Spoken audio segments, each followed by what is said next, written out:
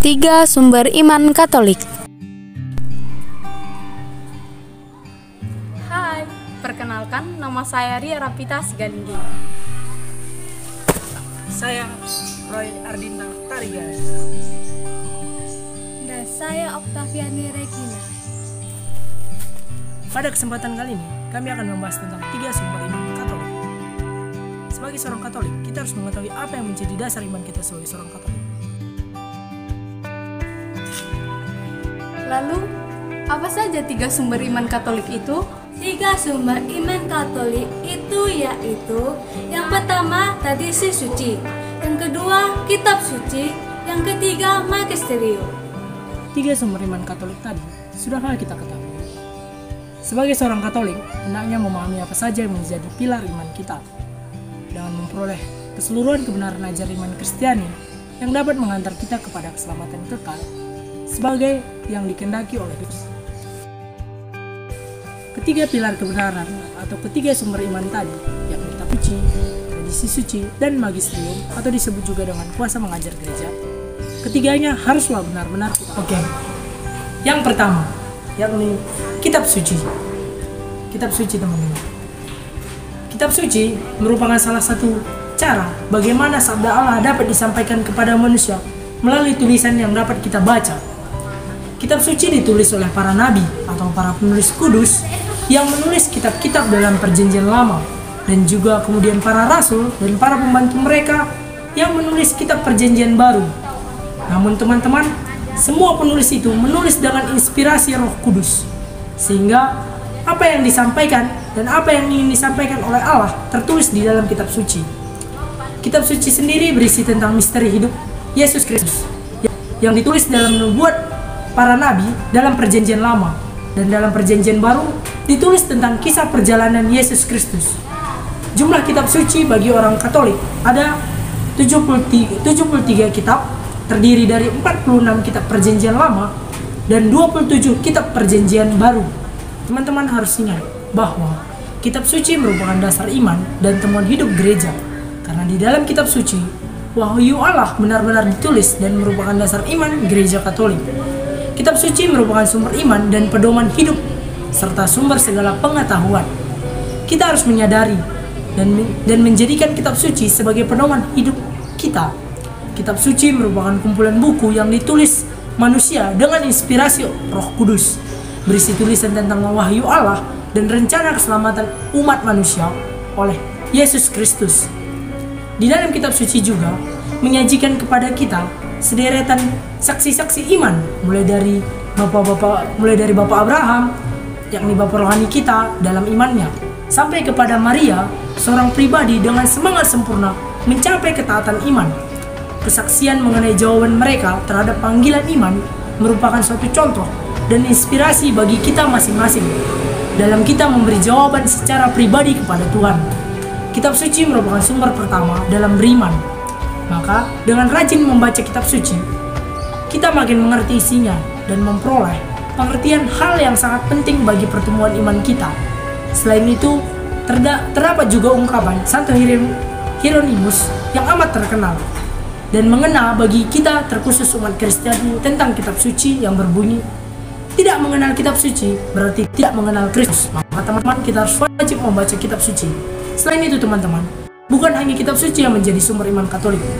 Boleh teman-teman buka di dalam Yohanes bab 21 di ayat 25 sebagai penutup, bahwa dikatakan masih banyak hal-hal lain lagi yang diperbuat oleh Yesus, tetapi jikalau semuanya itu harus dituliskan satu persatu, maka agaknya dunia ini tidak dapat memuat semua kitab yang harus ditulis itu. Jadi teman-teman, itulah mengapa masih ada sumber iman Katolik selanjutnya, yakni tradisi. Tradisi suci. Apa sih tradisi suci? Secara sederhana, tradisi suci dalam gereja Katolik itu dapat dimengerti sebagai sesuatu yang berhubungan dengan Kristus dan hidup gereja perdana yang tidak tercatat di dalam kitab suci.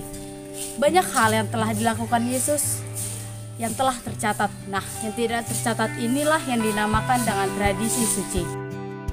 Tradisi yang berasal dari para rasul, yang diambil dari ajaran Yesus, yang didengar dari Roh Kudus.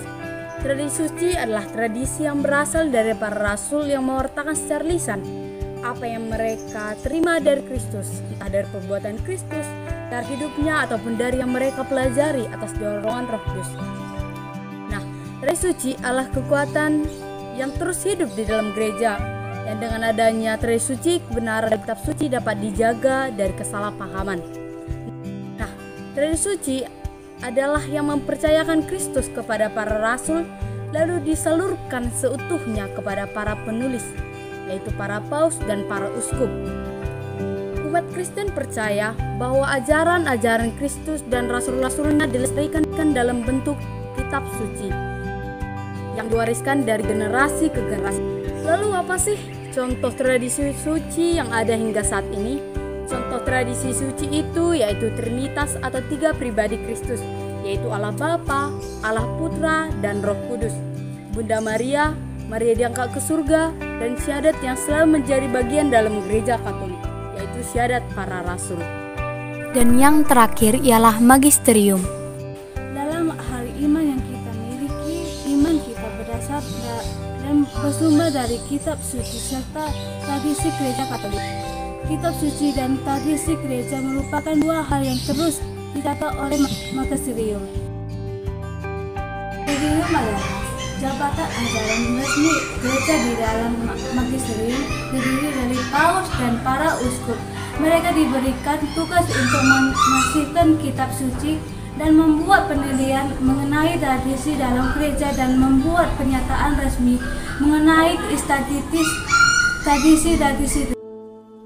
Magisterium adalah wewenang mengajar gereja yang terdiri dari Papa Suci sebagai pengganti Rasul Petrus dan para uskup sebagai pengganti para rasul, dan dalam persekutuan dengannya yang diberikan karisma yang tidak dapat sesat atau tidak akan pernah salah dalam pengajaran mengenai iman dan moral. Wujud dari magisterium atau kuasa mengajar itu yang paling nyata dan bisa kita lihat yaitu kanoniasi kitab suci atau penerapan kitab suci.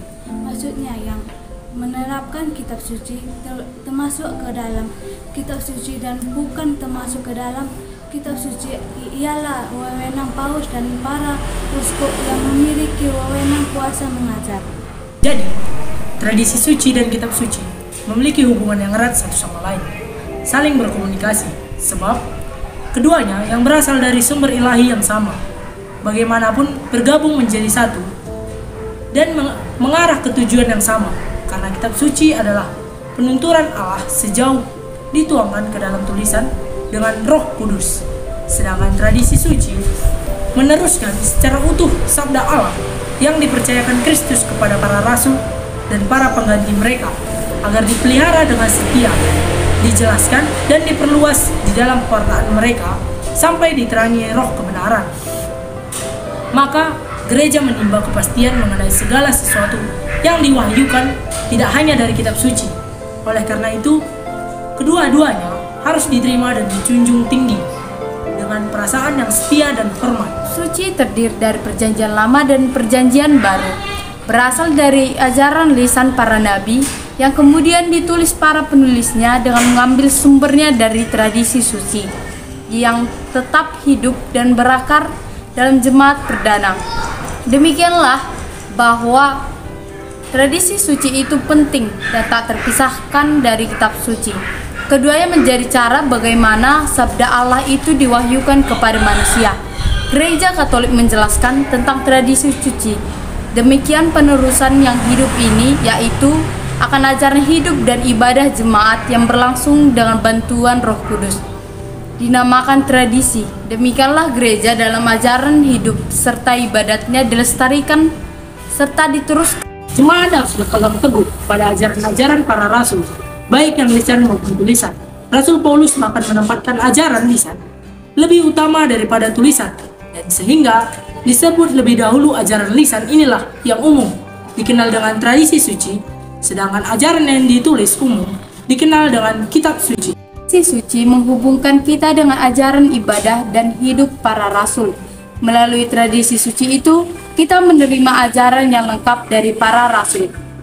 Ikut melakukan perayaan iman dalam sakramen dan liturgi sebagaimana dilakukan oleh para rasul itu, dan menerima hidup ilahi dari Kristus seperti yang diberikannya kepada para rasul tersebut. Sekian sedikit penjelasan dari kami, sekiranya dapat menambah pemahaman teman-teman sekalian. Terima kasih.